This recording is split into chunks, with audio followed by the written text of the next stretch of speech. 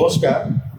আমরা একটি YouTube channel রানারের তরফ থেকে আজকে আমাদের সঙ্গে পেয়েছি একজন খ্যাতমান বুদ্ধিজীবী সৌমিত্র দস্তিদারকে, যিনি বাংলাদেশের ওপরে পশ্চিমবঙ্গে বসে ওখানকার অবস্থা সম্পর্কে অনেক বেশি ওয়াকিবহাল এবং তিনি অনেকবার বাংলাদেশ গেছেন এবং বাংলাদেশের ওপরে বেশ কিছু বইপত্র লিখেছেন। বিশেষ করে ওনার বিষয় হচ্ছে মৌলানা ভাসানী, যিনি বাংলাদেশের গণ আন্দোলনের এক বিরাট নেতা, বিরাট নেতৃত্ব, এবং তার পরবর্তীকালেও উনি তাজউদ্দিন আহমেদের ওপরে একটি বই লেখেন। তো আমরা ওনাকে আজকে পেয়েছি।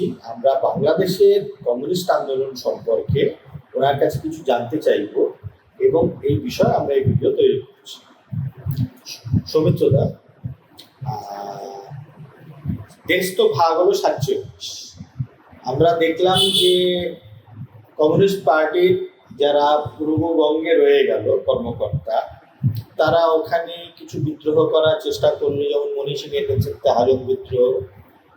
কিন্তু তারপরে পাকিস্তান আমলে প্রচণ্ড দমনপীড়নের মুখে পড়ে কমিউনিস্ট পার্টির নেতা নেত্রী যারা ছিলেন ওখানে, অনেকে এপার বাংলায় পালিয়ে আসেন এবং এপার বাংলায় কমিউনিস্ট আন্দোলনে এসে যুক্ত হন।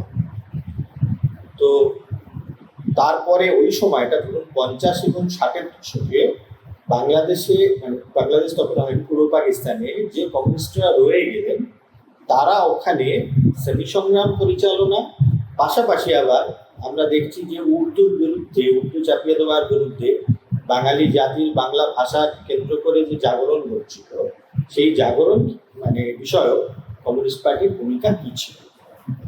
না, প্রথম কথাই আমি বলি যে তোমাদের চ্যানেলকে ধন্যবাদ এই কারণে, আমার ইন্টারভিউ করার জন্য ধন্যবাদ দিচ্ছি। এটা একটা বিরল ঘটনা। কলকাতায় কোনো সংবাদ মাধ্যম বামপন্থীদের ভূমিকা বাংলাদেশে বা তারও আগে পূর্ববাংলার জানতে আগ্রহী, এটা অন্তত আমার কাছে প্রায় বিরল ঘটনা। হ্যাঁ, কারণ আমি এটা বিশ্বাস করি যে দুবঙ্গের কমিউনিস্ট আন্দোলনকে যদি আমরা খোঁজ না রাখি, তাহলে কোনো কমিউনিস্ট আন্দোলনকে সামগ্রিকভাবে দেখা সম্ভব নয়।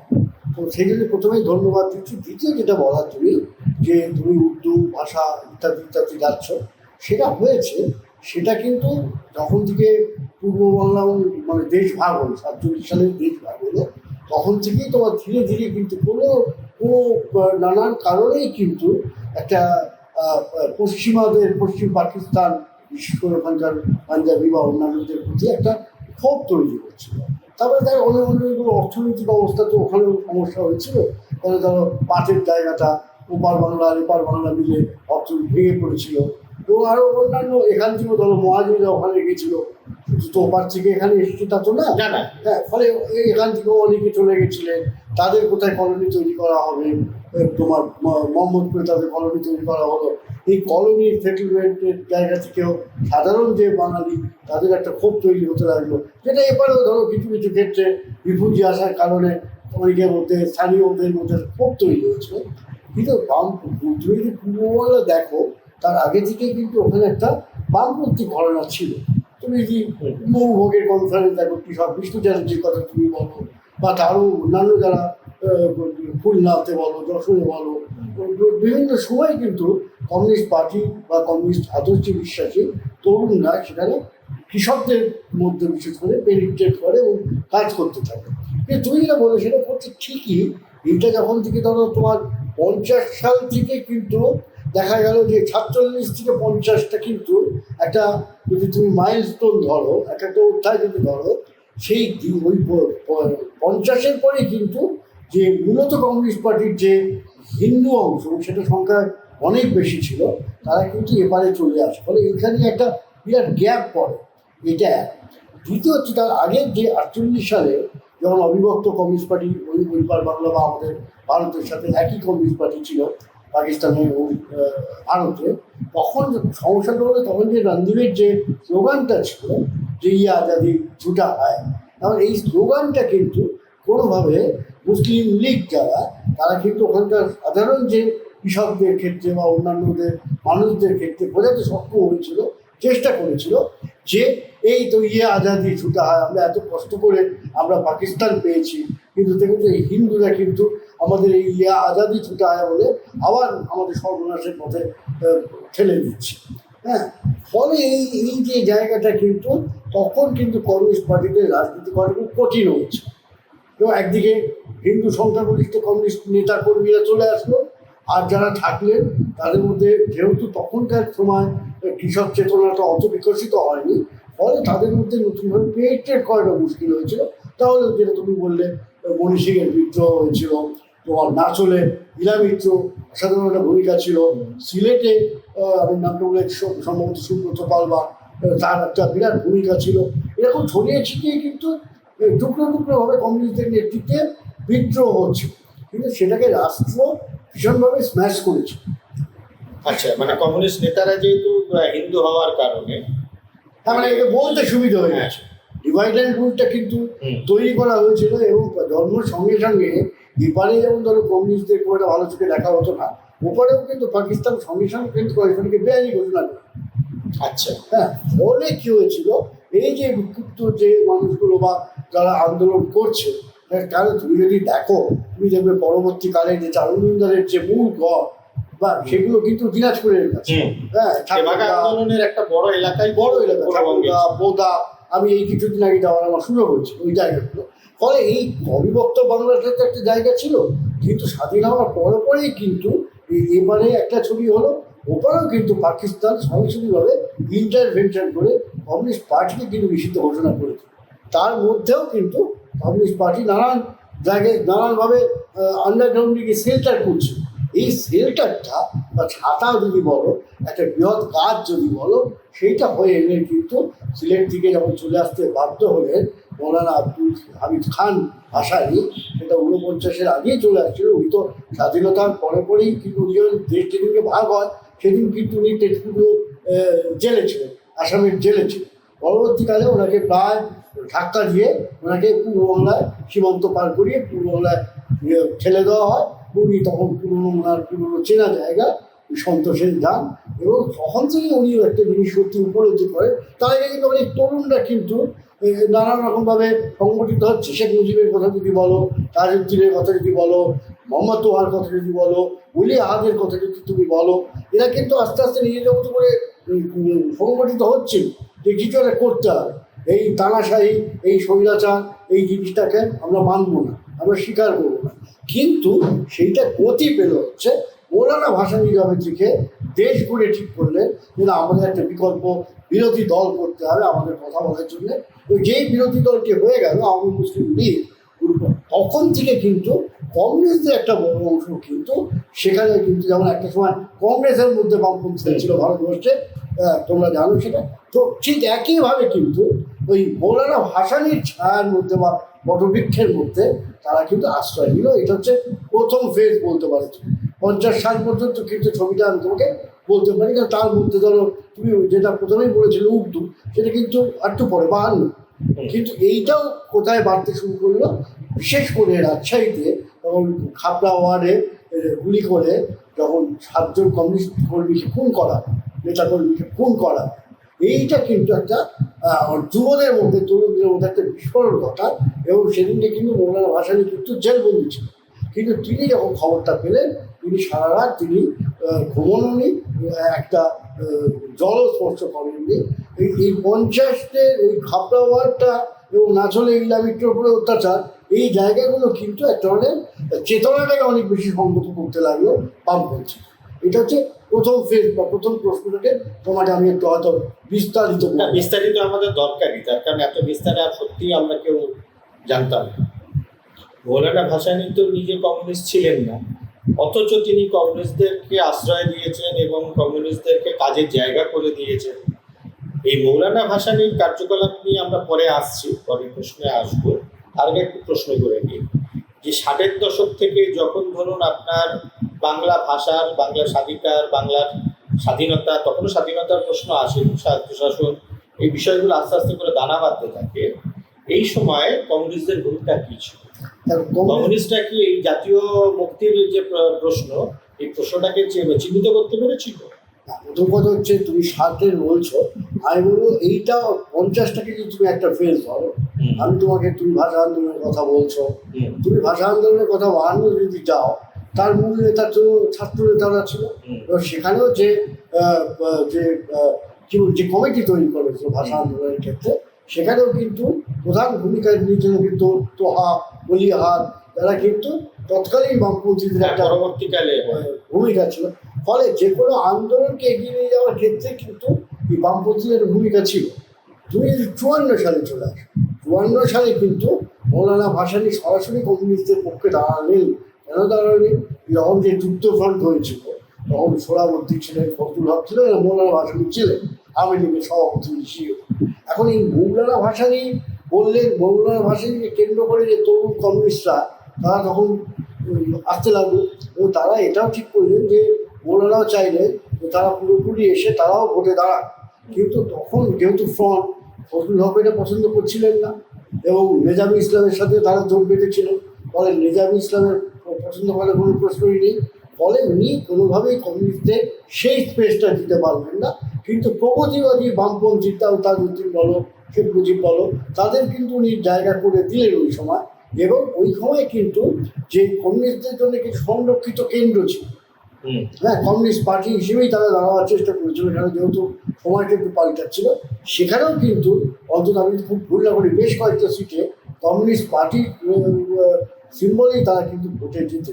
এবং চট্টগ্রামে তোমার বলতে পারি যে যিনি ভোটে জিতেছিলেন তার মেয়ে পরবর্তীকালে ঢাকা বিশ্ববিদ্যালয়ের বড় নেত্রী ছিলেন, মুক্তিযোদ্ধা, বা তখনকার দিনে বলা হতো অগ্নিকন্যা। তো সুধাংশু দত্ত তিনি কমিউনিস্ট পার্টি হয়ে জিতেছিলেন। ফলে এই 54 সাল থেকেই কিন্তু এই ধারা তুমি যেটা বলছো, একদিকে একটু সুবিধাবাদী প্রতিক্রিয়ার ধারা, আর একটা যে ধারা সেটা সরাসরি তুমি বামপন্থী বলতে পারো, কমিউনিস্ট বলতে পারো, সেই ধারাটা কিন্তু মূলত হচ্ছে কৃষক আন্দোলনের ধারা, শ্রমিক আন্দোলনের ধারা। এই ধারার সঙ্গে সংঘাত কিন্তু এই 54 সালে থেকে আস্তে আস্তে সেখানে স্পষ্ট হতে লাগলো। এবং মৌলানা ভাসানী কিন্তু বরাবরই যে প্রগতির অংশ, কৃষকের অংশ, মজুরের অংশ, এই জায়গাটায় কিন্তু মৌলানার নেতৃত্বে কিন্তু বিভিন্ন শরীরটা, বিভিন্ন সংগঠন, বিভিন্ন প্রগতিবাদী সাংস্কৃতিক কর্মী সবাই কিন্তু তারা এই জায়গায় এসে জড়ো হতে হয়। ফলে 60-এর দশক তো বটেই, 60-এর দশক থেকে তুমি দেখো 60 যদি বলো, তার আগে কিন্তু কৃষক সমিতি তৈরি করেছে মৌলানা। তাদের ওই যান্ত্রিক একটা ধারণা ছিল যে কৃষকরা আবার কি বিপ্লব। আচ্ছা, শহরের বুদ্ধিজীবীদের শহরের বুদ্ধিজীবী ও পার্টির মধ্যেও কিন্তু বিরোধিতা ছিল। তাও কিন্তু মৌলানা যখন এই কৃষকদের সমবেত করলে, সেখানেও কিন্তু আবার সত্যেন সেনের মতো লোক, অজস্র কেন্দ্রীয় নেতাদের মধ্যেও কিন্তু কমিউনিস্ট পার্টির নেতারা সেখানেও কিন্তু জয়েন করলেন। এবং মূলত কিন্তু তরুণ কমিউনিস্টরা কিন্তু দলে দলে ওই কৃষক সভায় যুক্ত হয়ে গেল। তখন থেকে কৃষক আন্দোলনের গতিটা বাড়তে লাগলো। মৌলানা ভাসানীর প্রশ্ন যখন এলো, আমি আগেই বলছিলাম ওনার বিষয়ে আর একটু বলুন। মানে ওনাকে তো আমরা পেয়েছি চীনের বন্ধু হিসেবে, লাল চীন উনি সফর করেছেন, সেখানকার ভূয়সী প্রশংসা করেছেন এবং কমিউনিস্টদের কাছে ছাতার মতো ছিলেন। তো এই মৌলানা ভাসানীর নেতৃত্বে যে আন্দোলন হয়েছিল, মৌলানা ভাসানী তো শ্রী সংগ্রামের সহায়ক ভূমিকা পালন করেছেন, পাশাপাশি জাতীয় মুক্তির প্রশ্নে ওনার কিছু অবস্থান ছিল। এই জন্য মৌলানা ভাসানী সম্পর্কে আরো কিছু আমরা জানতে চাই, আপনি যদি এটা বিস্তারিত বলেন। হচ্ছে মৌলানাকে যদি দেখতে হয় তাহলে কিন্তু আরো পিছিয়ে যেতে হয়। মানে কি, মৌলানা কিন্তু ধরো প্রথমেই কিন্তু উনি যখন দেওবন্দে যান, হ্যাঁ, দেওবন্দে যান কবে? উনি তো ওনার শৈশব উনি তো জন্মেছিলেন 1880 সালে। কোথায় জন্মেছিলেন? সিরাজগঞ্জ। কোন সিরাজগঞ্জ? সেই সিরাজগঞ্জ কিন্তু প্রথম সংগঠিত কৃষক সমিতি তৈরি হয়েছে। আর উপমহাদেশের যদি তুমি কৃষক সভা বলো, সংগঠিত কৃষক বিদ্রোহ বলো, সেটা কিন্তু ওই জায়গাতে। ফলে উনি যখন বড় হচ্ছে, ওনার চেতনায় কিন্তু এই লোকগান, লোক কবিতা, লোক নাটক, যে কৃষকরা বিদ্রোহ করছে, এই জায়গাটা কিন্তু চেতনায় ছিল। উনি ঘটনাচক্রে যখন একা হয়ে গেলেন, ওনার বাবা মা ভাই বোন যখন মারা গেলেন, তখন কিন্তু দেখা গেল যে উনি জলেশ্বরে চলে গেছেন। ওনার একজন বাবার বন্ধু ছিলেন, যে সেই একজন জলেশ্বর মানে উড়িষ্যা না, জলেশ্বর হচ্ছে এটা আসাম। আচ্ছা, উনি সেখানে যান, সেই ধর্মীয় গুরুর হাত ধরেই যান, কিন্তু ওনাকে ধর্মীয় গুরু পছন্দও করতেন। তো উনি চলে গেলেন তখন দেওবন্দ। কিন্তু দেওবন্দে আবার দুটো ধারা ছিল। সেই ধারাটা কি? একটা দেওবন্ধ হচ্ছে ধর্মের চেতনা বাড়া, আর একটা দেওবন্ধ, এটা তোমরাও জানো, সেটা হচ্ছে যে স্বাধীনতা আন্দোলনের ক্ষেত্রে একটা বিরাট ভূমিকা নিয়েছে। এখন উনি আবার ওইখানে বেশি দিন না ওই ধর্মীয় ব্যাপারটা না করে উনি ফিরলেই হচ্ছেন ওই স্বাধীনতার চেতনা নিয়ে। ওই চেতনা নিয়ে ফেরার কিছুদিন পরেই উনি তো আমাদের চিত্তরঞ্জন দাসের ভাবশিষ্য হলো। চিত্তরঞ্জন দাসকে ওনার খুব পছন্দ হলো, এবং সুভাষ বোস যেমন চিত্তরঞ্জনের মধ্যে একটা অসাম্প্রদায়িক চেতনা খুঁজে পেয়েছিলেন, বেঙ্গল প্যাক, ঠিক মৌলানা ভাসানীও কিন্তু চিত্তরঞ্জন দাসের মধ্যে ওই জীবনের শেষ দিন পর্যন্ত উনি বলতেন আমি তো চিত্তরঞ্জনের মুড়ি, ফলে আমি তো কখনো সাম্প্রদায়িকতার কথা বলতে পারি না আর কি। তো ওই পর কিন্তু উনি যখন মারা গেলেন তখন একাই চেষ্টা করে মৌলানা কিন্তু ওই টাঙ্গাইল, তোমার ময়মনসিংহ, সিরাজগঞ্জ, পাবনা ইত্যাদি বিরাট জায়গায় জুড়ে আছি কৃষককে সংগঠিত করার চেষ্টা করছি। তখন কিন্তু ওনার সেই অর্থে কোনো বাম কিছু নেই, কিন্তু কৃষক শোষণটা ওনার বরাবরই ওনার কাছে একটু অপছন্দের ছিল। এবং জমিদারদের যে অত্যাচার, সেটা তো তোমরাও খানিকটা জানো, চিরস্থায়ী বন্দোবস্ত পরবর্তীকালে যে কৃষকদের ছবি, বিশেষ করে পূর্ববাংলায়, হ্যাঁ, কারণ আমাদের এখানে তো সেই জমিদারিটা কম ছিল, আমাদের ওই পূর্ববাংলায় কিন্তু সেই জমিদারিদের মূল জায়গা ছিল, তার মধ্যে সংখ্যাগরিষ্ঠ অংশ ছিল হিন্দু জমিদার ছিল। তো ওই জায়গা থেকে সহ্য করতে না পেরে উনি বারবার প্রতিবাদ করতেন। তো তখন কিন্তু ব্রিটিশরা এবং তোমার এই জমিদাররা, তাদের নেতৃত্বরা সবাই তাকে মানে বাধ্য করে যে তার পূর্ববঙ্গ ছেড়ে চলে যেতে। উনি আমার আসামে আবার গিয়ে যখন পড়লেন, আসামে উনি ঘাটমারিতে যখন গেলেন, তখন উনি দেখলেন সেখানেও কৃষকদের অত্যন্ত খারাপ অবস্থা। এবং সেই কৃষকরা আবার কিন্তু, যেটা এখন মাঝে মধ্যে বাঙাল খারাপ হতে শুনছ, এই কৃষকদের কিন্তু ইংরেজরাই প্রথমে এনেছিল যে চা বাগান গড়ে উঠছে, তাদের শ্রমিকদেরকে খাওয়াবে এবং রেভিনিউ কী করে আর্ন করবে। কিন্তু যেই ওই যেমন কাজের বেলায় কাজই, যেই সেটা মিটে গেল, তখনই বললে এরা হচ্ছে বহিরাগত। তার জায়গায় দাঁড়িয়ে কিন্তু উনি কিন্তু রুখে দাঁড়ালেন মৌলানা ভাসানী। এবং তুমি যদি নানান মৌলানাকে নিয়ে নানান চর্চা করো, তুমি দেখবে উনি কমিউনিস্ট ছিলেন না, কিন্তু আসাম জীবনেও কিন্তু উনি এমন কিছু লিখেছেন বা বলেছেন। এবং অনেককে, ধরো আমি তোমার ছোট্ট গল্প বলি, একজন তরুণ এসেছিলেন, প্রায় আমাদের বলা যেতে পারে একটা ভবগুড়ি টাইপ, কিন্তু পড়াশোনা করা অত্যন্ত মেধাবী। তো তাকে উনি বললেন যে তুমি এরকম ঘুরে ঘুরে উদ্দেশ্যবিহীনভাবে ঘুরে ঘুরে তুমি কী করো? তখন বলি তাহলে আমি কী করতে পারি? সেখানে তুমি তো আর কিছু যদি না পারো, তুমি তো কমিউনিস্ট হতে পারো। তুমি তো কমিউনিস্ট হলে তুমি বুঝতে যে তাদের কি ডেডিকেশন, তাদের কি ত্যাগ, তাদের কি আদর্শ, তাদের স্বপ্ন দেখা, এইগুলো তোমার মতো তরুণকে টানে না। ফলে পরোক্ষভাবে অনেক লেখায় তুমি পাবে শ্রেণী সংগ্রাম, বুর্জোয়াজ, এই যে টার্মোলজিগুলো যদি তুমি সেই তার মধ্যে থেকে যদি তুমি বাছো, তাহলে ওনার কিন্তু একটা চেতনার জায়গাটা ছিল। এবং আমিও দেখেছি আসামে উনি যারা দু একজন বেঁচে তখন ছিলেন, এখন উনি মারা গেছেন, তারা বলতেন উনি লেনিন পড়তেন ওই সময়। এখন এগুলো হচ্ছে লোকমুখে শোনা, কিন্তু ওনার একটা চেতনার জায়গা ছিল। এবং যে কারণে উনি কংগ্রেস করেছেন, উনি কিন্তু মুসলিম লীগও করেছেন, কিন্তু উনি কিন্তু প্যারালাল কৃষক মজুরদের একটা আলাদা সংগঠন করে রেখেছেন। এই জায়গায় দাঁড়িয়ে উনি যখন ওখানে গেলেন, যেটা আমি প্রথমেই তোমাকে বললাম, যে উনি যে কোনো কারণেই হোক বরাবর হচ্ছে উনি বামপন্থীদের সেন্টার দিতে চেয়েছেন। উনি বিশ্বাস করতেন যে বামপন্থীরা, যে উনি বলতেন যে আমি যেটুকু ইমামতি করে আমি সারা জীবন কাটাতে পারতাম, কিন্তু আমি যখন দেওবন্দ থেকে ফিরলাম তখন দেখলাম যে আমার যারা আমার সহ বন্ধুরা, তারা শুধুই পরলোক বোঝাচ্ছে। আমি বললাম যে পরলোকের সেবায় তোরা তাহলে নিয়োজিত থাক, আমি অন্তত ইহলোকটাকে নিয়ে ভাবি। তাহলে সাম্যের কথা যদি বলো, হযরত মুহাম্মদের সাম্যের কথা যদি বলো, তাহলে তো তোমাকে বুঝতে হবে যে ইহলোকে যদি অর্থনৈতিক সাম্য না আসে, তাহলে আবার সেখানে ধর্মীয় সাম্য আসে কী করে। এই জায়গা থেকে অদ্ভুতভাবে উনি কিন্তু মিলিয়েছিলেন। এবং ওনার মনে হচ্ছিল যে কমিউনিজমের সঙ্গে ওই হযরত মুহাম্মদের জায়গাটা অনেক গুরুত্বপূর্ণ হয়ে যাচ্ছে। ওনার সুবিধা হলো যেহেতু ওনাকে মৌলানা বলা হতো, কিন্তু উনি কিন্তু মৌলানা ছিলেন না। এটাও সাধারণ ক্ষেত্রে হিন্দু যারা ছিল তারাই ওনাকে মুরব্বী থেকে মৌলানা করে দিয়েছিল। আচ্ছা, কিন্তু ওই মৌলানা ওই ছাপটা পড়ে যাওয়া ওনার সুবিধা হলো, যেটা তোমাকে একটু আগে বলেছিলাম, যে যেহেতু ওই মুসলিম প্রধান জায়গা পূর্ববাংলা, সংখ্যাগরিষ্ঠ মুসলমান, ফলে উনি সরাসরি ফাঁসিবাদ, অনুবাদ এসব না বলে উনি কিন্তু ধর্মের জায়গায় দাঁড়িয়ে কিন্তু সহজ করে কখনো কোরআন থেকে কখনো হাদিস থেকে উদ্ধৃতি দিয়ে উনি কিন্তু বারবার সাম্যের কথা বলছেন। ও সবচেয়ে স্পষ্ট করে যেটা বলার, সেটা যে কোনো ইতিহাস যদি তুমি খোঁজ করো, পূর্ববাংলা বা পরবর্তীকালে বাংলাদেশের কৃষকদের মধ্যে যে সমাজতন্ত্র শব্দটাকে জনপ্রিয় করে তোলা, সেইটা কিন্তু কমিউনিস্টরা পারেনি। সেইটা কিন্তু পেরেছিলেন এই ভাষা, যার ফলে ওরা কিন্তু রেড মৌলা বলা হতো।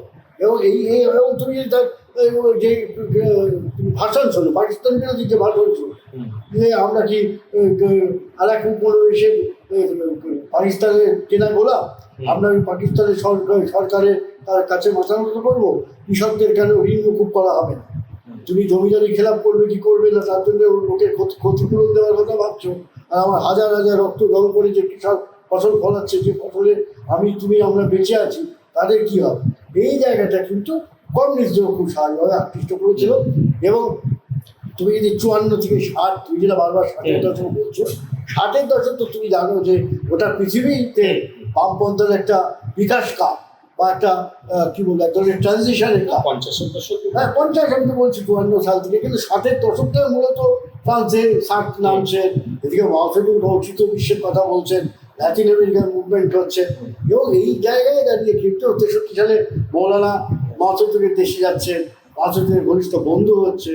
ফলে এই জায়গায় থেকে কিন্তু তখন কিন্তু অবশ্যই শুধু মৌলানাকে ঘিরে যে বেআইনি পার্টি, বিভিন্ন পার্টির লোকজন, তারা কিন্তু সমবেত হচ্ছে কিন্তু এই ওনার এটি, মানে ওনার ঠাটারটা। তো যদি দেখো, তার আগে মৌলানা ভাসানীর সঙ্গে কিন্তু আওয়ামী লীগের নিজের হাতে গড়া যে দল, সেই দলের সঙ্গে ওনার বিচ্ছেদ হয়ে যায় কাকমানি সম্মেলনে। এটা 55 সালে উনি নতুন ন্যাশনাল আওয়ামী পার্টি তৈরি। এটা কেন হয়? এইটাই বলছি, বিচ্ছেদের মূল কারণটা ছিল দুটো। একটা হচ্ছে উনি ওনার সঙ্গে মূলত সোহরাওয়ার্দী তখন দ্বন্দ্ব ছিল, সোহরাওয়ার্দীকে শেখ মুজিব সমর্থন করে। সেটা হচ্ছে যে উনি বলেছিলেন যে পূর্ণাঙ্গ স্বায়ত্তশাসন দিতে হবে, কিন্তু সেটা সোহরাওয়ার্দী বলেছিলেন যে প্রায় তো স্বায়ত্তশাসন দেওয়া হয়ে গেছে। আচ্ছা, দ্বিতীয় উনি বলেছিলেন যে কোনো অবস্থাতেই মার্কিন সাম্রাজ্যবাদের সাথে আমরা আপোষ করবো না। ওনার বিখ্যাত কথাই ছিল যে আমাকে যদি কবরেও শুয়ে দেওয়া হয় আমি বলবো না না না। কিন্তু সোহরাওয়ার্দীরা তখন মার্কিনদের সঙ্গে আপোষ করার পক্ষপাতী ছিল। ফলে মূলত এই দুটো কারণে কিন্তু একটা বিচ্ছেদ হয়ে গেছিল চিরতরে। এবং এমন একটা অবস্থা হলো উনি যে ন্যাশনাল আওয়ামী পার্টি করতে বাধ্য হলেন। এবং সেখানে কিন্তু শুধু পূর্ব বাংলার লোকেরা না, আমাদের সীমান্ত গান্ধীর মতো লোক বা তার ছেলে ওয়ালি খান, এরাও কিন্তু তারা এসে কিন্তু ওই ন্যাপে যুক্ত হলেন আর কি। পশ্চিম পাকিস্তানেও কিন্তু মৌলানা তখন জনপ্রিয়তা এমন ছিল, 60-এর দশক ছাত্র আন্দোলন, কৃষক আন্দোলন সব মিলে এমন একটা চেহারা ছিল যে সীমান্ত গান্ধী থেকে শুরু করে পশ্চিমেরও অনেক যারা ছিলেন তারা কিন্তু মৌলানার সঙ্গে হাত মিলিয়ে ন্যাপ তৈরি করলেন। এবং এই ন্যাপ তৈরি করার সময় দেখা গেল যে বাংলাদেশের ক্ষেত্রে, মানে পরবর্তী বাংলাদেশ, পূর্ব বাংলা, যে একটা বিভাজন হয়ে গেল। একদিকটা চলে গেল মৌলানার নেতৃত্বে প্রগতিবাদীরা, শিল্পে, সাহিত্য, সংস্কৃতি, রাজনীতি সমস্ত। এবং মৌলানাই কিন্তু প্রথম ওই কাকমারিতে বললেন, যখন ন্যাপ করার আগেও এটা মাথায় রাখতে হবে, উনি কিন্তু আলাইকুম সালাম পাকিস্তানি শাসকদের বলেছেন। তখন কিন্তু ওটার একটা বিরাট হইচই পড়ে গেছিল এবং খুব মানে কি বলবো, একটা প্রগতিশীল স্লোগান। এই পরবর্তীকালে যে জয় বাংলা কি মুক্তিযুদ্ধ, তার আগে প্রথম বিষয়টা দিয়েছিলেন, সরাসরি কথা বলেছিলেন কিন্তু এই মৌলানা ভাসানী। ফলে ওই সময় থেকে ন্যাপকে ঘিরে একটা পুরোপুরি ভাব হয়ে গেল এক ধরনের, তুমি যেটা বলছিলে কিছুক্ষণ আগে, জাতীয়তাবাদী ধারা। আচ্ছা, আর ওইদিকে মৌলানাদের মধ্যে বা বামপন্থী মৌলানা, এই ধারাটা হচ্ছে সমাজতন্ত্রের ধারা। পরবর্তীকালে যদি 70-ও দেখো, 70-71 যে মুক্তিযুদ্ধের সময়, তখন কিন্তু দুটো ধারা আলাদা ছিল, দুটো ধারার স্লোগানও আলাদা ছিল। কিন্তু একদল বলতো সেটা হচ্ছে যে মৌলানা ভাসানী এত জনপ্রিয় হওয়া সত্ত্বেও, মানে এবং স্বায়ত্তশাসনের প্রশ্নকে তোলা সত্ত্বেও, মানে কি করে বাঙালি জাতীয়তাবাদের প্রতি মুজিবুর রহমান হয়ে গেল আর তার আওয়ামী লীগ হয়ে গেল, এটাও যদি একটু এই বলার প্রসঙ্গে বলেন তাহলে খুব ভালো। প্রথম কথা হচ্ছে যে শেখ মুজিবের অসাধারণ কিছু গুণ ছিল। এটা সুবক্তা, অসাধারণ সাহসী, সুবক্তা, অসম্ভব ভালো সংগঠন। এবং এই যে বাঙালি জাতীয়তাবাদের কথা বলছো, তাহলে মৌলানা ভাসানী যদি তুমি খোঁজ করো, মৌলানা ভাসানী কিন্তু যেটা একসঙ্গে তো এত বলা যায় না। পূর্ব বাংলায় যে শ্রমিক আন্দোলন গড়ে উঠেছিল, রেল শ্রমিকদের যে ইউনিয়ন তৈরি হয়েছিল, বা পরবর্তীকালে যে অন্যান্য সুতাকল বা অন্যান্য জায়গায় যে শিল্প আন্দোলন বা শিল্প সংগঠন গড়ে উঠেছিল, সেখানেও কিন্তু মৌলানা ভাসানী ছিল। যে বাঙালি অবাঙালি যে জাতীয় যে দ্বন্দ্ব ছিল, সেখানেও কিন্তু একটা প্রগতিবাদী অংশ, কিন্তু অবাঙালিদের প্রগতিবাদী অংশ কিন্তু মৌলানার সঙ্গে ছিল। শেখ মুজিব জনপ্রিয় হওয়ার পেছনে অনেকগুলো কারণ। তার কারণটা হচ্ছে যে মৌলানার যে ন্যাপ, সেই ন্যাপটা মূলত ছিল একটা মঞ্চ। সেই মঞ্চে তোমার জাতীয়তাবাদী, বামপন্থী, কমিউনিস্ট সমস্ত রকম অনেক কিছু লোক ছিল। কমিউনিস্টদের মধ্যে একটা, তুমি জানো, আন্তর্জাতিক কমিউনিস্টদের ক্ষেত্রে যখন বিভাজন আসে, যে ক্রুশ্চেভ এবং মাও সেতুং, এই যে বিভাজন, কর্তা ভাজা ব্যাপার। হ্যাঁ, এই বিভাজনের কারণে দেখা গেল যে মৌলানাও নিঃসঙ্গ হচ্ছেন, কারণ অনেক রকম দল তৈরি হচ্ছে। ভারতবর্ষ পরবর্তীকালে 67-তে নকশালবাদী আন্দোলনও মৌলানার যারা মূল মিত্র ছিল তারাও তো তোমার আরও দু একজন, তোমার আলাউদ্দিন, হ্যাঁ, সুখেন্দু দস্তিদার, এরাও সব নানা রকমভাবে ছিটকে চলে যেত। সেই ফলে একদিকে দুর্বল হচ্ছে, আর ওদিকে হচ্ছে তখনকার দিনে অর্থনীতির ক্ষেত্রে কিন্তু বাঙালি শিল্প গোষ্ঠীর বিকাশ করছে, বাঙালি জাতীয়তাবাদ একটা বিকাশ করছে। এই বাঙালি জাতীয়তাবাদ বা মধ্যবিত্ত যে জাতীয়তাবাদ, তারা কখনো বিপ্লবের ডাকে ওরা পছন্দ করতেন না। আমি কাল একটা লেখায় পড়ছিলাম, খুব ইন্টারেস্টিং। এক ভদ্রমহিলা, ভালো, তিনি বলছেন তার ছেলের বন্ধু এসছে, তারপর হচ্ছে, সেখানে বাবা তোরা নাকি আমাদের সমস্ত কেড়ে নিবি। এই যে একটা কমিউনিস্ট ভীতি গড়ে তোলা হয়, ফলে এই কমিউনিস্ট ভীতির কারণে কিন্তু এটা তো তোমার মানতে হবে যে নীতি নির্ধারণের ক্ষেত্রে সবসময় মধ্যবিত্তরা এগিয়ে যায়। একেবারে ক্ষেত মজুর বা কৃষক সে সচেতন, শিক্ষাগত চেতনা বা অন্যান্য নানান কারণে, ফলে উনি তো মৌলানা ছিলেন মজলুম জননেতা। মৌলানা যদি তুমি শ্রেণী মিত্র দেখো, তাহলে কে? কৃষক, কুমোর, কামার, ছোট মিষ্টির দোকানদার, এবং হিন্দু জেলে সম্প্রদায়, এবং তোমার এইরকম নানা রকম একটা মানে সমাজের পিছিয়ে পড়া যে অংশটা। আজকে যদি তুমি মতুয়াদের কথা বলছো, একটা সময় এই মতুয়াদের বা যোগেন মণ্ডলের কিছু ফলোয়ার, যখন যোগেন মণ্ডল চলে আসলো, তখন তারা মৌলানার সঙ্গে যুক্ত হচ্ছে। কিন্তু তারা তো হচ্ছে গরিব অংশ, এবং তাহলে গরিব অংশকে তোমার নিপীড়নের জায়গা থেকে নামিয়ে আনছে কিন্তু তোমার স্টেট রিপ্রেশন। একটা প্রসঙ্গ আমি বলিনি, যেটা অনেকে একমত হয় না, আমি অনেক বিখ্যাত হিস্টোরিয়ানকেও বলেছি, যে বাংলা ভাগ নিয়ে যখন কথায় ওঠে, খুব স্বাভাবিকভাবে, বিশেষ করে এখন যেভাবে দক্ষিণপন্থীরা ক্ষমতায় এসছে ভারতবর্ষে, তারা তো এটা প্রচার করবে, কিন্তু আমরা বামপন্থীরা সেভাবে বলি না। যখনই প্রচলিত যে ন্যারেটিভ তুমি দেখবে দেশভাগে, সেখানে অনেকগুলো দাঙ্গার কথা ওঠে, বরিশালের দাঙ্গা, খুলনার দাঙ্গা, এপারেও তো দাঙ্গা। হ্যাঁ, তা আমি ওপরটাকে নিয়ে যদি বলি, এই যে দাঙ্গা সবাই দলে দলে চলে এলো, উদ্বাস্ত কলোনি বলে উঠলো, কিন্তু তুমি খেয়াল করে দেখো, এই দাঙ্গাটাকে যদি তুমি হিন্দু মুসলমান বলো একরকম শোনাবে, এবং সেটা হয়েওছে। কিন্তু তার পেছনে কিন্তু ছিল স্টেট রিপ্রেশন। যত প্রগতিবাদী আন্দোলন গড়ে উঠছে, তত কিন্তু তাদের ধাক্কা মারা হচ্ছে। ধাক্কা মারার একটা বড় কারণ হচ্ছে মৌলানার যে শ্রেণীমিত্র, তার মধ্যে তো অজস্র হিন্দু কৈবর্ত, হিন্দু কামার, হিন্দু কুমোর, হিন্দু চাষি, তারাও তো ছিল। ফলে এইটাও তো ডিভাইড অ্যান্ড রুল করে তার যে মূল মানে শক্তিটাকে ভাগ করে দেওয়া হচ্ছে। ফলে মৌলানা ক্রমশই খানিকটা জনপ্রিয়, তিনি প্রবল, কিন্তু নীতি নির্ধারণে কিন্তু আন্তর্জাতিক যে কূটকৌশল, সেখানে কিন্তু মৌলানা অতটা মানে দাগ কাটতে পারবে। আর শেখ সাহেবের পেছনে যেহেতু বাঙালি জাতীয়তাবাদ তৈরি হলো, কিছু কিছু ক্ষেত্রে আন্তর্জাতিক সমর্থনও পরবর্তীকালে উনি পেতে লাগলেন। এবং যেহেতু আর একটা জিনিস হচ্ছে যে দেখো, কোনো আন্তর্জাতিক পরবর্তীকালে শ্রীমতী গান্ধীও যখন বাংলাদেশ মুক্তিযুদ্ধ সমর্থন করছেন, কিন্তু তার কাছেও দ্বিধা ছিল, তিনি তো মৌলানাকে তার সরকার তো নজরবন্দি করে রেখেছে। তার একটা বড় কারণটা এইটাই যে কেউই চায়নি, যদি ওখানে তোমার ওটা তো পিপুলস ওয়ারই ছিল, বাংলাদেশের মুক্তিযুদ্ধ কিন্তু জনতার যুদ্ধ ছিল, জনগণের যুদ্ধ ছিল। সেই জনগণের যুদ্ধ কিন্তু গ্রাম স্তরে ছড়িয়ে পড়েছিল, যেটা বলা হয় না। বামপন্থীরা ওখানে কিছুটাও 16-17টা গেরিলা ঘাঁটি তৈরি করেছে, এবং তার মধ্যে শিবপুরে তো কোনোদিনই দাগ পড়াতে পারেনি পাকামি বা অন্যান্য কেউ আর কি। ফলে এই জায়গাগুলোতে একটা আন্তর্জাতিক ক্ষেত্রেও একটা দুশ্চিন্তা হচ্ছিল যে যদি মুক্তিযুদ্ধ দীর্ঘমেয়াদী হয়, তাহলে কিন্তু বামদের হাতে ক্ষমতা চলে আসতে পারে। হ্যাঁ, ফলে এইটাও একটা কারণ হয়তো, এবং জনপ্রিয় হয়ে ওঠার আরো অনেকগুলো কারণ হচ্ছে যে আন্তর্জাতিক মিডিয়াও তাকে ফোকাস করছে। কে আর কোন এই মৌলানা মজলুম জননেতাকে কোন আন্তর্জাতিক ক্ষেত্রে কোন মিডিয়া তাকে প্রচার করবে, এটা একটা আমার ধারণা তার আন্দোলনের ক্ষেত্রে এটা একটা গুরুত্বপূর্ণ সেটব্যাক। তারপরে তোমাকে যেটা বলছিলাম, যেমন 70-এ যখন নির্বাচনের প্রশ্ন আসে, উনি ডেফিনেটলি নিশ্চিতপন্থীর দ্বারা প্রভাবিত হন। উনি ভোটের আগে ভাত চাই, ওখানে যদি ধরো শেখ মুজিবের আওয়ামী লীগের সঙ্গে ন্যাপ প্রতিদ্বন্দ্বিতা করতো, তাহলে অন্তত 30-40টা সিট ন্যাপ পেতে পারতো, তাহলে বার্গেন করার একটা ব্যাপার ছিল। সেখানেও একটা ব্যাপার আছে, উনি কিন্তু, এটা আমার গবেষণা বলতে পারো, উনি কিন্তু আর একটা ছিল, শেখ মুজিবের প্রতি ওনার একটা অন্ধ স্নেহ ছিল।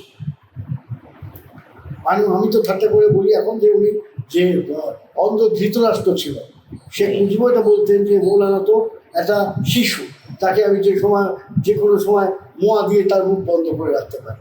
ফলে এই যে অদ্ভুত একটা কমপ্লেক্স, একদিকে অন্ধত্ব, একদিকে মৌলানা নিঃস্ব হয়ে যাচ্ছে, একদিকে নানান কমিউনিস্টদের মধ্যে বিভ্রান্ত, তারা মৌলানাকে ছেড়ে চলে যাচ্ছেন। ফলে মৌলানা কোনো সময় একা হচ্ছেন। উনি ভারতে আসতে বাধ্য হলেন, যদিও সেটা নিয়েও আজকাল বিতর্ক উঠছে যে মৌলানার আসলে ইচ্ছে ছিল হচ্ছে মায়ানমার হয়ে ইংল্যান্ডে চলে গিয়ে ওখানে সরকার তৈরি করা, কিন্তু সেটা ভারতে উনি আসতে বাধ্য হলেন। ভারতে উনি গৃহবন্দী হলেন, তখন তো মৌলানাকে প্রায় মুক্তিযুদ্ধের সময় প্রায় নজরবন্দি করে রেখে দেওয়া হলো। তখন তো ওনার আর কিছু করার নেই না, সবটাই তো তখন মানে ব্যাটনটা চলে গেল। এবং আমার যদি তুমি বলো যে 70-এর উত্তাল সময়ে যখন উনি শেখ মুজিবকে সামনে নিজেও এগিয়ে দিলেন, মুজিব আমার ছাওয়াল, মুজিব আমার পোলা, ওই যায় আমি মুজিবের পক্ষে আছি, কেন ওনার কাছে একটা দ্বিধা ছিল যে এই যারা এখানকার এত বসছি, তাহলে কে থাকবে না উনি বুঝতেও পারছেন। ফলে সেই জায়গায় কিন্তু উনি বলেন যে এই সময় মানুষ যখন মুজিবের পেছনেই আছে, সত্যি এটা তো ছিল। ফলে মুজিবকে বিরোধিতা করাটা হচ্ছে এটা অত্যন্ত মূর্খামি। উনি কিন্তু একটা জিনিস বারবার বলতেন, উনি বলতেন কমিউনিস্টদের মধ্যে আমি সব দেখেছি, সে কমিউনিস্টরা আদর্শবাদী, কমিউনিস্টরা সৎ, কমিউনিস্টরা সাহসী, কিন্তু কমিউনিস্টদের যেটা অভাব সেটা হচ্ছে কাণ্ড জ্ঞানের অভাব। হ্যাঁ, এটা ওনার একটা রিয়েলাইজেশন ছিল। উনি দুঃখ করেছিলেন যে মোল্লা মানুষ, তোমরা আমার কাছে কতটা আশা করো, আমি তো তোমাদের জন্য সপ্তম মানে হাত বাড়িয়ে দিয়েছি, আর আমার কাছ থেকে তোমরা কতটা আশা করতে পারো, এটা উনি দুঃখ করেছিলেন, একবার কেঁদেও ফেলেছিল। কিন্তু এই কারণে যে তুমি যদি তুলনামূলক দেখো যে মুসলিম জননেতা বা কৃষক নেতা রাষ্ট্র ক্ষমতায় আসবে, এইটা বোধ হয় কোনো পক্ষেরই কাছে খুব কাম্য ছিল না। বিশেষ করে ওই তৎকালীন যে মধ্যবিত্ত সমাজ গড়ে উঠছিল, তারা এটাকে খুব একটা পছন্দ করে। এটা আমার কি ব্রেক দিতে হবে না, বাকি আছে। আর কি আছে, সেটা হচ্ছে যে আমরা তো মুক্তিযুদ্ধের পর্যায়ে চলে গেলাম। আপনি মুক্তিযুদ্ধ বিষয়ে বলতে গিয়ে বলছিলেন যে কংগ্রেসরা ওখানে 16-17টা ঘাঁটি এলাকাও তৈরি করেছিল, এবং সেই সময় তারা পাকিস্তানের যে মানে সরকারি বাহিনী তার বিরুদ্ধে লড়াইও করেছে। হঠাৎ করে এই পুরো ব্যাটনটা তারা ছেড়ে দিল, মানে এটা কি হয়নি? ধরুন আমাদের দেশে যখন এই মানে বিতর্ক আসছে কমিউনিস্ট আন্দোলনে, যেহেতু চীন ইআইআর বন্ধু, আচ্ছা আমরা যেহেতু চীনের ফলোয়ার, মানে চীন মানে এখানে লাল চীন, আমি পরবর্তীকালে ডেং জিয়াওপিং বা আজকে চীনের কথা বলছি না, অতএব মানে আমরা পাকিস্তানের শাসনকে উৎখাত করব না, মানে ইস্ট পাকিস্তান কমিউনিস্ট পার্টি তৈরি হয়ে যাচ্ছে আর কি। পূর্ব বাংলা বিষয়টাকে বাদ দিয়ে এই বিষয়টা নিয়ে যদি একটু বলেন। হ্যাঁ, এটা তো বলতে চাই, বলো। হ্যাঁ, দেখো এটাই তো বলার চেষ্টা করছি, যখন 69 পর্যন্ত কিন্তু বামপন্থীদের হাতে পুরোপুরি ক্ষমতা। যখন মৌলানার অত্যন্ত স্নেহভাজন আসাদ খুন হলেন ছাত্র আন্দোলন করতে গিয়ে, আয়ু বিরোধী যে আন্দোলন, সেটার তো নেতা মৌলানা ভাষা। এবং যখন আসাদ খুন হন, তখনও কিন্তু রাস্তায় স্লোগান উঠেছিল আসাদের মন্ত্র জনগণতন্ত্র। এবং 70-এ কিন্তু সেই 25-এ তোমার মার্চের ট্যাকডাউনের আগে 7ই মার্চের যে আমাদের শেখ সাহেবের যে ভাষণ, সেখানেও কিন্তু স্লোগান ছিল হচ্ছে বীর বাঙালি অস্ত্র ধরো, পূর্ব বাংলা মুক্ত কর, কিন্তু উল্টো দিকে বামপন্থীদের স্লোগান ছিল কিন্তু শ্রমিক কৃষক অস্ত্র ধরো সমাজতন্ত্র কায়েম কর। এই এই যে ধারাগুলো, এবং 70-এ যখন উনি নির্বাচন লড়লেন না, তারপরে তো বিপুল জয় পেল আওয়ামী লীগ, এবং এটাই খুব মানে বিভ্রান্তি সৃষ্টি করে। আরে আমার দেশ যদি তৈরি না হয়, কোথায় আমি গিয়ে সমাজতন্ত্র কায়েম করব? হ্যাঁ না, বিভ্রান্তি তো ওইখান থেকে তো কি হলো, ওখান থেকে তো ওই সময় নকশাল আন্দোলন, আজকে বলি আমরা এখানকার আবার অনেক প্রতিবাদী খেপে যেতে পারে, সেটা হচ্ছে যে নকশাল আন্দোলনের যে একটা ধাক্কা, মৌলানার যে গণ অভ্যুত্থানের জায়গাটা, সেটা কিন্তু অনেক ক্ষতি করে দিয়ে গেছে। কেন ভীষণ ভাগ হয়ে গেল, বললেন হক একদিকে, তোয়া একদিকে, শুভেন্দু একদিকে, দেবেন আলাউদ্দিন একদিকে, এই যে বিরাট ভাগের মধ্যে মৌলানা কিন্তু বারবার একটা জায়গায় আছে, যে কারণে মুসলিমকে সমর্থন করছেন এবং জাতীয়তাবাদকে সমর্থন করছেন। তার কারণে যেটা তুমি বলছিলে যে কথা প্রসঙ্গেও, যে যদি দেশ যদি মুক্ত না হয়, তাহলে সমাজতন্ত্রই বা কি, জনগণতন্ত্রই বা কি, কিছুই তো হবে না। তখন কিন্তু উনি একটা পেয়েছিলেন, যে হায়দার আকবর খান রৌনক কিছুদিন আগে মারা গেলেন, তারপরে রাশেদ খান মেনন, এবং তার আরও তোমার কাজী জাফর, মুস্তাফা জামাল হায়দার, আমাদের বুলবুল খান মাহবুব, আমাদের এই তোমার বিপ্লবী কমিউনিস্টদের বিপ্লবী সমন্বয় কমিটি বেলেঘাটে তারা কনফারেন্স করেন, মৌলানাকে সভাপতি করেন, এবং সেই সব সেখানে রণ ভাই, জুনো ভাই, এরা প্রত্যেকে ছিল, এবং এরা কিন্তু সর্বাত্মকভাবে তখন মানে মানে খানিকটা মিলেমিশে বলতে পারো, এরাই কিন্তু খাঁটি তৈরি করে কিন্তু, যে তুমি যদি মুজিব বাহিনী দেখো, সেটা পরবর্তীকালে মুক্তি বাহিনী যদি তুমি বলো, মুক্তি বাহিনীর সঙ্গে সঙ্গে কিন্তু অনেকগুলো জায়গায় কিন্তু তাদের কাঁধ মিলিয়ে কিন্তু এই কমিউনিস্টদের বিপ্লবীদের যে গেরিলা ফোর্স ছিল, লাল ফোর্স ছিল, তারা কিন্তু সমানে লড়াই করে গেছে। এইটা বলতে পারো তুমি যে চেনা যে ন্যারেটিভ, এখানে তো আমি একদম প্রথমে তোমাদের ধন্যবাদ দিয়েছি, এই চেনা ন্যারেটিভসটাকে এমনভাবে প্রচার করা হয় যে বামপন্থীদের ওখানে কোনো ভূমিকা ছিল না। বামপন্থীদের ওই গেরিলা যুদ্ধে বা জনযুদ্ধে, কোনো আবারও বলছি, মুক্তিযুদ্ধ কিন্তু কোনো একক দলের কৃতিত্ব নয়, কোনো একমাত্রিক জায়গায় নয়, ওটা ছিল ডেফিনেটলি জনযুদ্ধ, পিপলস ওয়ার মানে কি, ধরো ওরা, আমার কিছুদিন আগে রণভাই মারা গেলেন, তিনি বলছিলেন যে বাচ্চা ছেলেটা একটা কুরিয়ারের কাজ করে গেরিলা হারিয়ে পৌঁছে দিচ্ছে, তো সেও তো অবশ্যই পার, যে মা অনেক কষ্ট করে শেল্টার দিয়ে তাকে চিড়ে দই খাইয়ে তোমার রণাঙ্গনে পাঠাচ্ছে, তো সে কি গেরিলা যুদ্ধটা করছে না? এই যে তুমি দেখো আমাদের বিখ্যাত যে আমাদের বলো যে রুমির যে মা, আমাদের জাহানারা ইমাম, তার যে 2 ছেলে খুন হল, তারা তো শহরের গেরিলা স্কোয়াডে ছিল, তারা তো ভাষানি বলছে। কিন্তু আমি ভাষানি পন্থীকে অভিপন্থী এখানে বলছি, আমি বলতে চাইছি ওইখানে তো সর্বাত্মক একটা লড়াই হয়েছে। লড়াইয়ের পর যেহেতু আওয়ামী লীগ অনেক ইন্ডিয়া সরকার থেকে শুরু করে অনেকের একটা মিডিয়ার আনুকূল্য পেয়েছে, কিন্তু তাতেও আমার কোনো আপত্তি না। আওয়ামী লীগের লোক কি লড়াই করেনি? তাদেরকে সরকার করেননি?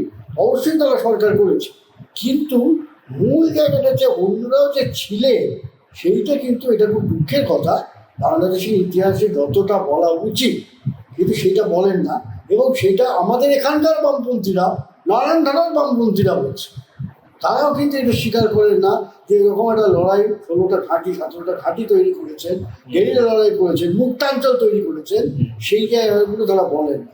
কিন্তু আবারও বলছি যে জাতীয়তাবাদী যে ধারা, পূর্ব বাংলাকে স্বাধীন করো, বাংলাদেশ গঠন করো, তো সেই যে তোমার, যদি তুমি জনগণতান্ত্রিকের পূর্ব বাংলার কথাও বলো, 70 সালে কিন্তু প্রথম এই তোমার বিপ্লবী ছাত্র ওই যে সমন্বয়, বামপন্থীদের সমন্বয় যে কমিটি, তাদের আন্ডারে যারা ছিল, এমনকি বরিশালে তো 70 সালেই তো তোমার ভাসানীও বলেছিলেন যে পূর্ব বাংলাকে মুক্ত করো। ফলে এই ধারাটা কিন্তু জাতীয়তাবাদের সঙ্গে ছিল। তোমাকে ধারা বুঝতে হবে, অনেক ধারা, যেমন আমাদের এখানকার অসীম চ্যাটার্জিরা তোহাদের সঙ্গে মিলেমিশে 2 কুকুরের কামড়া কামড়ি, একে সমর্থন করো, এমন পদ্ধতি ইউটিউবের কথাবার্তা তারা বলে গেছে, যেটা ক্ষতি করেছে, যেখানে কমিউনিস্টদের তারা অনেকে ভুল বুঝেছে, এখনও সেই প্রচারটা করা হয়, তারা চীনের দালাল বলা হয়। মৌলানা কিন্তু চীনের রাজনীতিকেও ওই সময়টাকে খুব ধিক্কার দিয়েছিলেন, এবং উনি মহাসেতুনকে নিজের চেষ্টা করেছিলেন, এবং টেলিগ্রাম করেছিলেন চোয়াল্লাই থেকে শুরু করে মহাসেতুন সবাইকে, উনি কিন্তু ওই মতটা কিন্তু মানেননি। ওরা ইন্দিরা গান্ধীর সাথে ওরা কথোপকথন আছে, যে আপনি তো চীনে, তো উনি বলেছেন যে আমি তো চীনকে সমর্থন করছি না। কিন্তু এখন কেউ কেউ বলেন যে ওই সময় নাকি চীনের আবার, এটা আবার অন্যরকম রাজনীতির কথা, যে চীনের ওই সময় মাসুদও বোধহয় একটুখানি না কোণঠাসা হয়েছিলেন। চীনের রাজনীতির পরিপ্রেক্ষিতে চীন পাকিস্তানের সাথে মিত্রতা করতেই পারে, ওইখানে তো তার থেকে তো কোথাও এটা মানে হয় না যে যে অন্ধ অনুকরণ ভারতীয় কমিউনিস্টরা যেটা করে, মৌলানা কিন্তু দেখো চীনপন্থী হয়েও কিন্তু চীন বিরোধিতা করে জাতীয় ধারাকে যেমন প্রাধান্য দিয়েছে। চীন বিপ্লবে যদি আমরা দেখি যে স্টালিনের সাথে চিয়াং কাইশেকের সম্পর্ক ভালো ছিল, স্টালিন বারবার চীনা কমিউনিস্টদের পরামর্শ দিচ্ছেন যে চিয়াংয়ের সাথে আপোষ করো। মাসুদরা তো এটা মানেননি এবং তারা সঠিকভাবে এই আন্তর্জাতিক পরামর্শকে তারা সরিয়ে রেখে স্টালিন মানে সে স্টালিনগ্রাদ যুদ্ধে জয়ী হওয়া এবং সারা বিশ্বের কমিউনিস্ট আন্দোলনের একজন পিতা সমান ব্যক্তিত্ব, তো তার কথাকে অস্বীকার করা মানে এই কাজটা তার চীনের পার্টি করেছে। চীনের পার্টি সাহস দেখিয়েছিল বলে চীন বিপ্লব হয়, স্টালিন পরবর্তীকালে আত্মসমালোচনা। মানে আমাদের দেশের কমিউনিস্ট আন্দোলনে করেন তা মানে অন্ধ অনুকরণের একটা সেটা তো মৌলানা করেন। মৌলানা তো এটাই তো বলছি, মৌলানার যে কৃতিত্ব, উনি কমিউনিস্ট না। দেখো আমার মনে হয় ওনার সঙ্গে তুমি কার তুলনা করেন, ওনার সঙ্গে সানিয়া ছেলে তো তুলনা করতে পারেন, কিন্তু উনি তো সেই চীনকে চিঠি লিখছে, কিন্তু চীনের সঙ্গে কোনো এমনকি আমি এটা শুনেছি যে কিন্তু ওনার বাড়িতে আগুন লাগায় পাকারনি, তার কয়েক ঘন্টা আগেও কিন্তু চীন দূতাবাসের লোক গিয়েছিল যাতে মৌলানাকে চীনে নিয়ে যাওয়ার জন্য। মৌলানা কিন্তু রিফিউজ করে, কারণ উনি চীনের যে ধারা অন্ধ পাকিস্তানি আনুগত্য সেটাকে উনি সমর্থন করেন। তো এইখানে তো মৌলানার বিশেষত্ব যে রেড মৌলানা হিসেবে ওনার যে ভূমিকা ছিল, আমাদের তথাকথিত উপমহাদেশের অনেক বিপ্লবী এটা ধরতেই পারেনি, এখনও ধরতে পারে, এখনও ধরতে পারে না বলেই দেখবে কোথায় এখানে এই বঙ্গে কোনো প্রচার কিছু আছে তুমি কিচ্ছু নেই। আজকে ওকে আমি 1 ঘন্টা ধরে বোঝাই, ও বেশি খুশি হবে, তাহলে উনি লোকটা এরকম ছিলেন। মানে মানে পশ্চিমবাংলার খুব কম লোক, মানে শতাংশের হিসেবে তারা আসবে না, যারা মানে বাংলাদেশের কমিউনিস্ট আন্দোলন, বাংলাদেশের মুক্তিযুদ্ধের সঠিক অবস্থা সম্পর্কে তারা জানেন বা ধারণা রাখেন। 75 সালে সপরিবারে মুজিবুর রহমানের হত্যা এবং তার পরবর্তীকালে বাংলাদেশের যে সরকারগুলো তৈরি হচ্ছে, প্রথমে একটা মিলিটারি জুন্টা সরকার, তার পরবর্তীকালে জেনারেল জিয়াউর রহমানের যে সরকার, এই সরকারগুলো কমিউনিস্টদের বা বামপন্থীদের প্রতি কি ভূমিকা? না, বিশেষ করে ধরো বিএনপি তো অনেক প্রতিবাদী কথাবার্তা এখন বলছে, কিন্তু আমি তোমাকে মানে এটা তো দীর্ঘ বলা যায় না, কিন্তু অনেক জায়গায় কমিউনিস্টদের তারা বিশেষ করে সিরাজগঞ্জের দিকে নানান জায়গায় তারা কমিউনিস্ট বিধানে কিন্তু তারা যথেষ্ট দরদ ছিল। এবং ওই রাজশাহী অঞ্চলে একটা সময় বাংলা ভাই মহল একজনের উত্থান ঘটিয়ে দিয়েছিল বিএনপি সরকারের মদতে, ও তারা কিন্তু মানে প্রায় বেছে বেছে বামপন্থী কর্মীদের খুন করেছে। এরকম সংখ্যা খুব একটা কম না বলে আমি মনে করি যে পরবর্তীকালে যে সমস্ত সরকারই এসছে তারা কেউ খুব বামপন্থীদের প্রতি খুব মানে দুহাত বাড়িয়ে তারা বুকে টেনে নিয়েছে। এইটা কোনো ঘটনা আমার অতীতে জানা। সিরাজ শিকদারের হত্যা সম্পর্কে কিছু বলতে পারবে? সিরাজ শিকদার তো ওই আবার বলছি যে মৌলানা এমন একজন মানুষ ছিল, তিনি একদিকে যেমন মেনন ভাইদের মতো পার্লামেন্টারিয়ানদের যারা একটু রণ ভাই এদেরও ওকে টেনে নিতেন, আবার একই সঙ্গে তিনি সিরাজ শিকদারকে সঙ্গে বাঘা সিদ্দিকীরও মিট করিয়ে দিতেন। এবং ফলে ওনার এই একটা স্নেহের জায়গা ছিল। সিরাজ শিকদারের মৃত্যু তো আমি যেটা শুনেছি সেটা হচ্ছে যে অবশ্যই যেটা তাকে খুন করা হয়েছিল, এবং তখন ওই যে সময়টা ধরো 74-75 বা 75-এ আইনি 75-এও প্রচুর বামপন্থীদের করে নানানভাবে নিপীড়ন নেমে এসেছে। তারই একটা জায়গা হচ্ছে সিরাজ শিকদার। সিরাজ শিকদার তো উনি তো বলতেন নিজেকে যে মার্ক্সবাদের বিবাদ এবং মার্ক্সবাদের চিন্তায় উদ্বুদ্ধ, তখন ছাত্রও ছিলেন, ইঞ্জিনিয়ার ছিলেন, একটা স্টাডি সার্কেল চালু করতে। তারপরে ওনার যে উনিও মুক্তিযুদ্ধে কিন্তু ওনার একটা বিরাট ভূমিকা আছে, এটাও কেউ বলা হয় না। সিরাজ শিকদার বলে যেমন নিহিলিস্ট বা নৈরাজ্যবাদের ছবি আঁকা হয়, কিন্তু আমি পেয়ারা বাগানে, বরিশালের পেয়ারা বাগানে আমি ওনার ঘাটটা দেখে এসেছি। উনিও কিন্তু পাক বাহিনীর সাথে যথেষ্ট গুরুত্বপূর্ণ লড়াইয়ে কিন্তু ভূমিকা নিয়েছিলেন। পরবর্তীকালে তো বলছি যে যখন বিভ্রান্তি তার রাজনীতির বিভ্রান্তি, রাজনীতির কোন কোন গোষ্ঠী কী ভালো মন্দ সেটা তো এখানে আলোচ্য বিষয় না। এবং অনেক জিনিসে আমি সমর্থন হয়তো আমার ব্যক্তিগতভাবে পছন্দ না, ব্যাংক ডাকাতি বা ইত্যাদি ইত্যাদি। কিন্তু ঠিক আছে, কিন্তু এটা ঠিকই যে ওনার ইতিবাচক দিক নিয়েও চর্চা হওয়া উচিত আর কি। আমাদের মুশকিল হচ্ছে কি, সবই চর্চা হওয়া উচিত। আর চর্চা হচ্ছে যে কোনো জিনিস, এটা বললাম না, প্রথমেই বলেছি, সব জায়গায় বলি, আবারও তোমাদেরও বলবো, যে এই যে একটা ন্যারেটিভ, হুম হ্যাঁ, যে একটা দল মুক্তিযুদ্ধ অংশ নিয়েছে এবং সেই দলই সর্বাঙ্গীন বিকাশ ঘটিয়েছে এবং তার হাত ধরেই মুক্তিযুদ্ধ সাফল্য এসেছে, পূর্ববাংলা থেকে বাংলাদেশ গড়ে উঠেছে, এইটা আমি অন্তত মনে করি ঠিক না। ইতিহাসের বিচারে অনেক ধারা উপধারা, একেবারে সেই যেমন নদীর বিভিন্ন জায়গা থেকে সমুদ্র মেলে, তাতে কারোর ভূমিকা, বড় নদী আর ছোট নদী, মাঝারি নদী, সব মিলে যে সমুদ্র, সেটা হচ্ছে বাংলাদেশের স্বাধীনতা। সেটা কাউকে একক কৃতিত্ব দেওয়াটা আমি অন্তত সমর্থন করি না। যেমন ধরো আমি তাজউদ্দিনকে নিয়ে যে বই লিখেছি, তাতেও তুমি দেখবে যে তাজউদ্দিনের ভূমিকা তো অসাধারণ ভূমিকা ছিল। তাজউদ্দিনের ভূমিকা যদি তোমার বাদ দাও তাহলে মুক্তিযুদ্ধ দাঁড়ায় না। হ্যাঁ, কিন্তু সেই চর্চাও, তাজউদ্দিনের চর্চাও তো তুলনায় অনেক কমে গেছে। ফলে এটা ইতিহাসের দিক দিয়ে ঠিক, নানান দিক দিয়ে ঠিক হতে পারে, না হতে পারে, আমি সব তর্কে যাচ্ছি না। কিন্তু এটা আমার মনে হয় যে ইতিহাসের একটা নিরপেক্ষ দৃষ্টি থাকা উচিত, তুলনায় নিরপেক্ষ।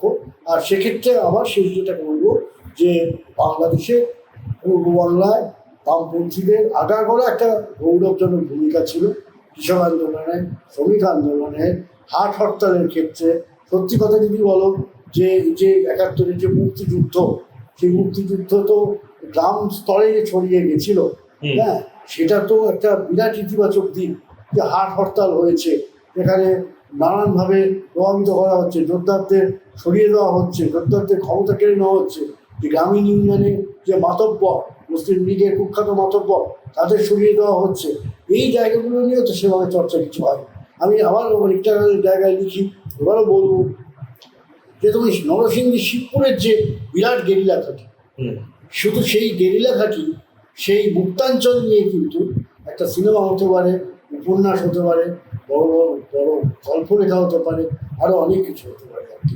এবং মৌলানার কথা দিয়ে শেষ করি, কারণ উনি ছিলেন সত্যিকারের গণমানুষের নেতা, সংস্কৃতি কর্মীদের কাছে উনি ছিলেন একটা অত্যন্ত প্রিয় মানুষ, এবং কৃষকদের নয়নমণি ছিল। এইরকম উপমহাদেশের যে একজন রেড মৌলানা জন্মেছিলেন, তিনি একই সঙ্গে কৃষক আন্দোলন করেছেন, একই সঙ্গে ইকোলজি নিয়ে প্রশ্ন করেছেন, একই নিয়ে বড়বাদ নিয়ে উনি প্রশ্ন তুলেছিলেন, সেটা মৃত্যুর কয়েক মাস আগে। সুতরাং এই মানুষটিরও এখন নতুনভাবে সারা পৃথিবীতে চর্চা শুরু হয়েছে।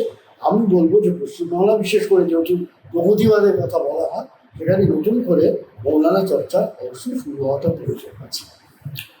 আমরা এই কথা তাহলে বলতে পারি যে বাংলাদেশ গঠনের পর বাংলাদেশের শাসক হিসেবে যে দলই ক্ষমতায় এসছে, বামপন্থীদের তারা খুব ভালো চোখে দেখেনি এবং প্রত্যেকেই বা নিজেদের হাত বামপন্থীদের রক্তে রাঙিয়েছে। তো আমরা এবার শেষ প্রশ্নে আসছি। মানে বাংলাদেশের অফিসিয়াল ইতিহাস আমরা জানি যে কিভাবে জিয়াউর রহমান, তারপর এরশাদের শাসন, পরবর্তীকালে আপনার ওখানে তথাকথিত গণতন্ত্র ফেরানোর আন্দোলন, এবং সেখানে বিএনপি কিছুদিন হাসিনা, এভাবে করতে করতে আজকে বাংলাদেশে হাসিনার শাসন এসেছে। এই যে ধরুন 1996 থেকে 2024, মানে আপনার পক্ষে যতটা বলা সম্ভব, এই সময়টাতে বাংলাদেশের শহরাঞ্চলে এবং গ্রামাঞ্চলে বামপন্থীদের অবস্থা কিরকম? না, বামপন্থীর অবস্থা আমি বলবো দুর্বল। কেন, বামপন্থী বলে তো এখন কোনো একক সংগঠন নেই। ফলে এরাও সেই ছিন্ন বিচ্ছিন্ন পশ্চিমবঙ্গের যেমন ধরো নকশালপন্থী বা অন্যান্যদের মধ্যে যে নানানভাবে তারা রাশেদ খান মেননের যারা চিরকাল কমিউনিস্ট পার্টি করে গেছে, আলাদা রাজনীতি করেছে, শেখ মুজিবের প্রস্তাব ছিল বাকশালে জয়েন করা, তা সত্ত্বেও তারা করেননি, কিন্তু তারা আজকে আওয়ামী লীগের প্রতীক নিয়ে ভোটে দিচ্ছেন, এটা একটা ধারা। আবার অনেকেই যেহেতু আওয়ামী লীগের সঙ্গে যাব না, সেই কারণে তারা এখানে যেমন অনেক নকশালপন্থী সরাসরি তৃণমূলে চলে গেছে। ফলে ওখানেও হয়েছে, কেউ এরশাদের বাড়িতে গেছে, কেউ তোমার বিএনপিতে গেছে। এখন বিএনপি প্রথম সারি অনেক তাত্ত্বিক, অনেক নেতাকে পাবে যারা মৌলানা ভাসানী দল করতেন বা মৌলানা ভাসানীকে গুরু মানেন, এখনও তারা গুরু মানেন, আমি নামও বলতে পারি, কিন্তু সেই নামটা এখন আর বলতে পারতেন। হ্যাঁ, কিন্তু ফলে এই যে বহুলা বিভক্ত যে বামপন্থা, এটা এপারেও আছে আর ওপারেও সেই একইভাবে আছে। তাদের ফলে সিপিবি যেমন ধরো, সবাই খানিকটা পথ খুঁজছে বলতে পারো। যে সিপিবি ছিল আমার ভীষণভাবে লীগের ঘনিষ্ঠ, কিন্তু তারা এখন অনেকগুলো ক্ষেত্রেই তো শেখ হাসিনার বিরোধিতা করছে। আবার ধরো যে বাসদ, একটা সময় বিভিন্ন জায়গায় তাদের একটা কিছু না কিছু নড়াচড়া ছিল, সেই বাসদও টুকরো হয়ে গেছে। ওয়ার্কার্স পার্টি ভেঙে গেছে, বিপ্লবী কমিউনিস্ট লীগ তৈরি হয়েছে। ফলে এইরকম যে এত এত ভাগ বটারের মধ্যে সাধারণ মানুষ থেকে তারা ক্রমশই দূরে চলে গেছে। তাদের সর্বজন কোনো শ্রদ্ধেয় যে নেতা, এটাই বলছিলাম যে মৌলানা ভাসানীকে, সেটাই তো মজা, সেটা হচ্ছে ধরো বিএনপি বা অন্যান্য রাজনৈতিক দলও এখন কিন্তু মৌলানার আইকনকে ব্যবহার করার চেষ্টা করা হয়। তার কারণ হচ্ছে জানে যে গরিব মানুষ যখন বলতে বলতে কেউ যাবে আমরা মৌলানা আশারি অনুগামী, তখন এই যে যে ছেলে সিএনজি চালাচ্ছে, কে রিক্সা চালাচ্ছে, যে চায়ের দোকানে বসে আছে, তারাও কিন্তু ঘুরে তাকাবে আর কি। তার কারণে যে মৌলানা কিন্তু এখনও ভীষণভাবে মজলুম জননেতা হয়ে কিন্তু, যে আমি একটা জায়গায় লিখেছিলাম যে শেখ সাহেব যদি হন যে একটা বলা যায় মহেরু, তো রাজা ধীরাজ, তাহলে কিন্তু সাবলটার যে জনগণ নিম্নবর্গের মানুষের কাছে মৌলানা ভাসানী কিন্তু রাজা ধীরাজ তুমি বলতে পারো আর কি। কিন্তু বামপন্থীদের এই মুহূর্তে বাংলাদেশে যদি বলো সামগ্রিক করে উজ্জ্বল ছবি আমি অন্তত দেখছি। ঠিক আছে, মানে আমরা বাস্তবে আজকে সারা পৃথিবীতেই এই অবস্থা দেখছি। আশা রাখি আগামী প্রজন্ম নতুন করে ভাবনা চিন্তা করবে এবং তারা গণলাইনকে প্রয়োগে নিয়ে যাবে, ঐক্যবদ্ধ কিছু কমিউনিস্ট আন্দোলনকেও তারা খাড়া করবে। এই আশা রেখেই আমরা আজকের এই আশা তো আছেই, দেখো আশা আছে। আমি এক মিনিটে তোমাকে বলছি আশা আছে। তুমি যদি ওখানেও যাও, ওখানে শ্রমিক আন্দোলন হচ্ছে, ছাত্র আন্দোলন হচ্ছে না কিন্তু না, নতুন ছেলেমেয়েরা লিখছে, নানান ধরনের সিনেমা তৈরি করার কথা ভাবছে, স্বপ্ন দেখছে, ভালো থিয়েটার করার কথা ভাবছে। এবং সবচেয়ে বড় কথা যেটা আমি একটু আগে বলেছি, আবারও বলবো, সারা পৃথিবীতেই তরুণদের মধ্যে, বিশেষ করে তরুণদের মধ্যে কিন্তু মৌলানা ভাসানী গবেষণা শুরু হয়েছে। ফলে তারা তো পথ খুঁজতে গিয়েই এই জায়গাটা করছেন। ফলে আশা আমি ভীষণভাবে সে পশ্চিমবাংলা বলো, ভারতের অন্যান্য রাজ্য বলো, এবং অবশ্যই মানে একদার পূর্ব বাংলা বাংলাদেশ বলো, আমি খুবই আশাবাদী যে ধর্মনিরপেক্ষ এবং বামপন্থীরা নিশ্চয়ই আগামী দিনে কিন্তু তারা তাদের যে মানে ভুল বোঝাবুঝি কাটিয়ে তারা কোথাও একটা ঐক্যবদ্ধ হবে। ঠিক আছে, আমরা তাহলে রানা চ্যানেলের তরফ থেকে আজকের এই যে সাক্ষাৎকার করবো এটা শেষ করছি। নমস্কার।